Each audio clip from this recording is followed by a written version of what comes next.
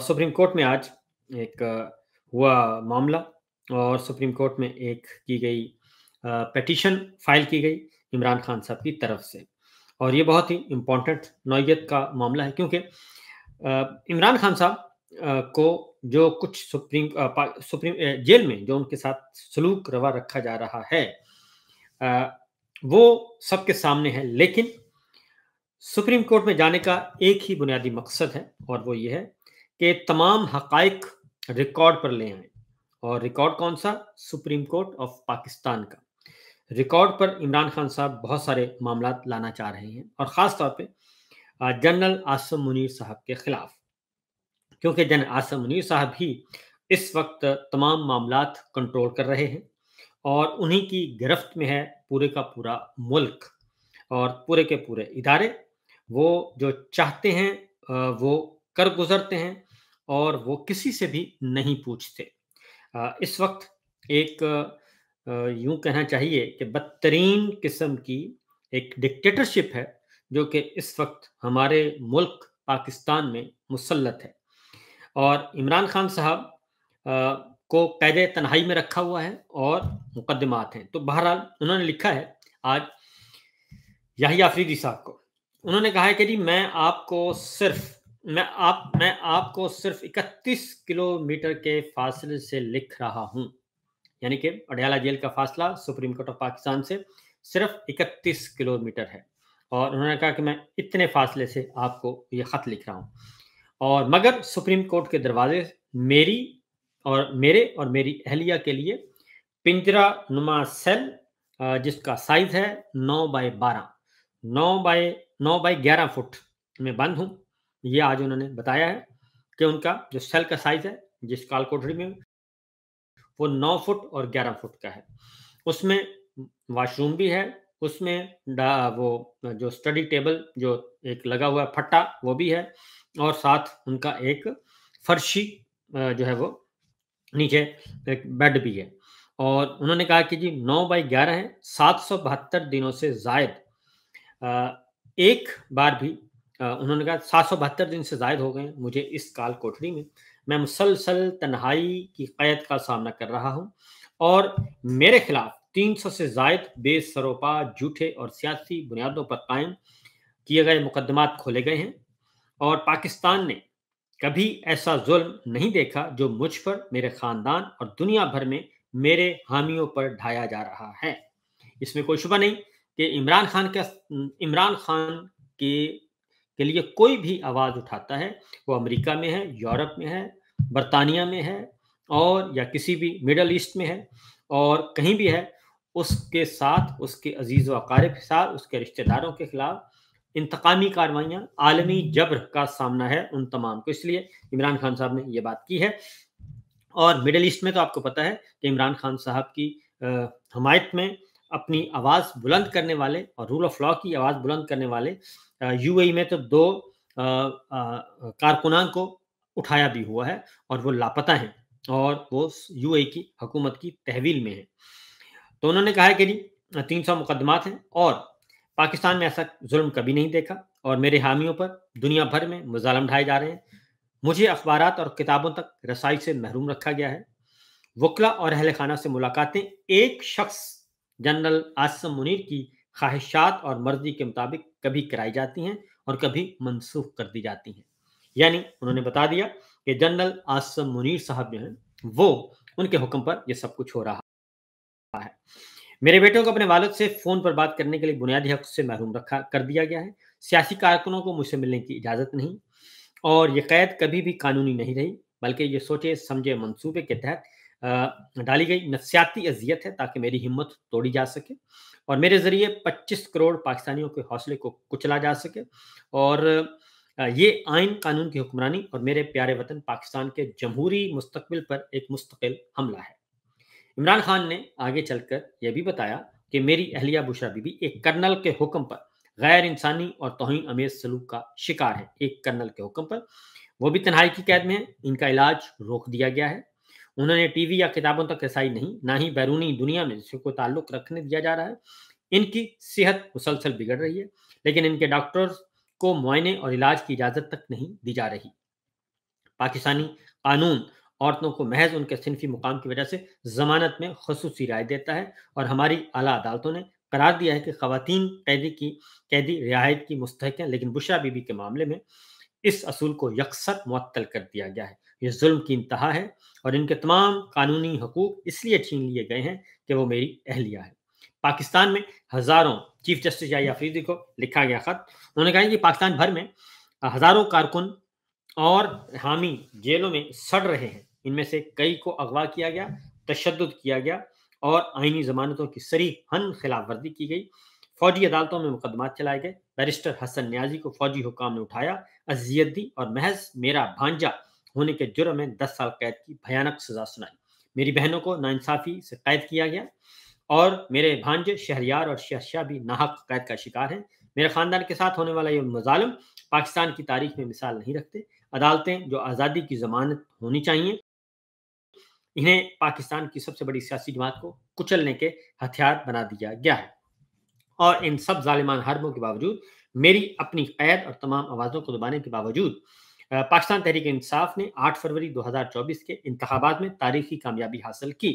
لیکن عوام کا مینڈیٹ ایک ہی رات میں چرا لیا گیا، جمہوریت کو مذاق اور آئین کو شہید کر دیا گیا۔ اس دھاندلی کی توثیق اور مہر تصدیق کامن ویلتھ 2024 کی لیک ہونے والی رپورٹ نے کر دی ہے۔ نام نہاد 26ویں غیر آئینی ترمیم کو اس انتخابی ڈکیتی کو قانونی جواز دینے کے لیے استعمال کیا گیا، جب اس کے خلاف درخواستیں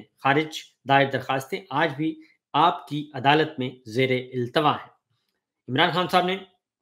یہ بھی کہا کہ انہوں نے خاص طور پہ انہوں نے کہا کہ اسلام آباد ہائی کورٹ کے مشکوک رویے کے تحت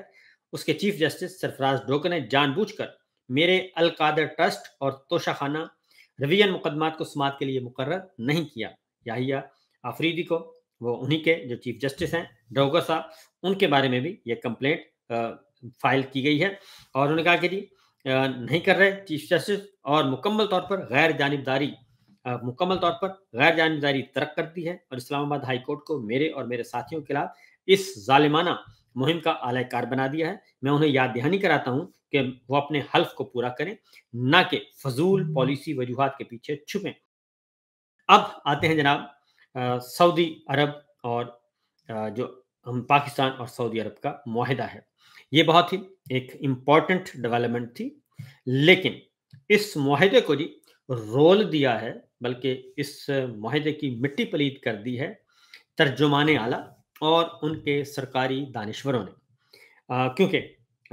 یہ مجھے کل ہی اندازہ ہو گیا تھا۔ اس کی وجہ یہ ہے کہ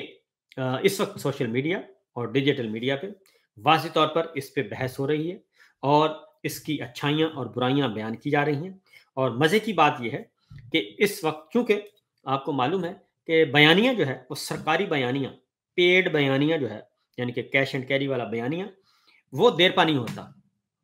اور اگر سرکاری دانشوروں کو یہ کہہ دیا جائے، یا دانشوروں کے ایک گروپ کو یہ کہہ دیا جائے کہ جناب بس آپ شروع ہو جائیں،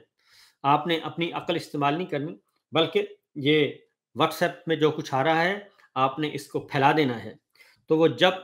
اس طریقے سے کیش اینڈ کیری والا ہے اور پری پیڈ اینڈ پوسٹ پیڈ جو بیانیہ ہے، وہ اگر آپ شروع ہو جائیں گے تو پھر اس کی مٹی پلید ہوتی ہے، اس کے علاوہ کچھ نہیں۔ اب یہ معاہدہ اس طریقے سے ہوا ہے کہ میں آپ کو تھوڑا سا بیک گراؤنڈ کا بتا دوں کہ کل نہ ہی یہ اس معاہدے کے بارے میں ہماری کسی کابینہ میں ڈسکس ہوا، ہماری قومی سلامتی کمیٹی ہے اس میں ڈسکس ہوا، ہماری ڈیفنس کمیٹی ہے اسپیشل اس میں ڈسکس ہوا، کسی بھی، اور نہ ہی جو مین کابینہ ہے خود ساختہ، حالانکہ یہ کابینہ انہوں نے خود بنائی ہے، فارم 47 کی جعلی سرکار ہے، تو کسی بھی فورم پہ یہ جو معاہدہ ہوا ہے یہ کسی بھی فورم پہ ڈسکس نہیں ہوا، اور نہ ہی ہم نے کوئی کور کمانڈرز کانفرنس دیکھی جس میں یہ نہ ہی فوجی سائڈ پہ، ملٹری سائڈ پہ، اور نہ ہی سیول سائڈ پہ اس کا کوئی ذکر تک ہم نے سنا۔ تو ہوا یہ کہ کل جیسے ہی جہاز نے اڑان بھری تو ترجمان اعلیٰ نے باقاعدہ طور پہ ایک سوشل، یہ جو کچھ میں بتا رہا ہوں کہ جو اس معاہدے کی مٹی پلید کی جا رہی ہے، اس کے ذمہ دار خود حکمران ہیں، وہ خواہ راولپنڈی والے ہیں یا اسلام آباد والے یا پھر جاتی امرا والے، یہ خود اس کے ذمہ دار ہیں क्योंकि इसमें सऊदी अरब के साथ जो स्ट्रेटेजिक एक रिलेशनशिप नई डेवलप हो रही है, उसको खुद ये मुतनाज़ ये बन चुका है। उसकी वजह ये है कि जब या तो एक ओपन इसका मुआहदा होता, डिस्कशन होती, यहाँ तक कि जो मेरे पास हैं इत्तलाआत, पाकिस्तान पीपल्स पार्टी भी जो कि अहम इत्तेहादी है, वो भी अभी तक खामोश है। मैंने बिलावल भुट्टो का जाके चेक किया ट्वीट अकाउंट कि शायद उसमें उन्होंने कोई इसको वेलकम किया। इस वक्त तक मैं आपको बता दूं कि इस वक्त तक की इस बारे में किसी किस्म का कोई बिलावल भुट्टो साहब के बारे में ने कोई ऐसी बात नहीं की। ये मेरे सामने है, 11 घंटे पहले का उनका ट्वीट है। शहीद मुर्तज़ा भुट्टो की सालगिरह के मौके पर उन्होंने एक मैसेज दिया है तस्वीर लगाकर, और 12 घंटे पहले का पाकिस्तान पीपल्स पार्टी का है, उसको उन्होंने रीट्वीट किया है। और इसी तरीके से एक दिन पहले का कासिम गिलानी साहब का एक फ्लड रिलीफ है, वो किया है। तो इस मामले में पाकिस्तान पीपल्स पार्टी मुकम्मल तौर पर खामोश है, जबकि ईवान सदर उनके पास है। और जब ये पावर शेयरिंग फार्मूला हो रहा था, ये जो इस वक्त जाली सरकार मौजूद है फॉर्म 47 की, तो जो पावर शेयरिंग फार्मूला था उसमें सऊदी अरब ने भी अपना रोल अदा किया था उस वक्त जब ये सारा सेटअप बन रहा था। तो इस मसला सिंपल सी यही है कि इसमें उनको भी शामिल नहीं किया गया, और जो कुछ न सिर्फ पाकिस्तान पीपल्स पार्टी को बल्कि किसी भी इत्तेहादी जमात को भी इस मुआहदे का इल्म नहीं है।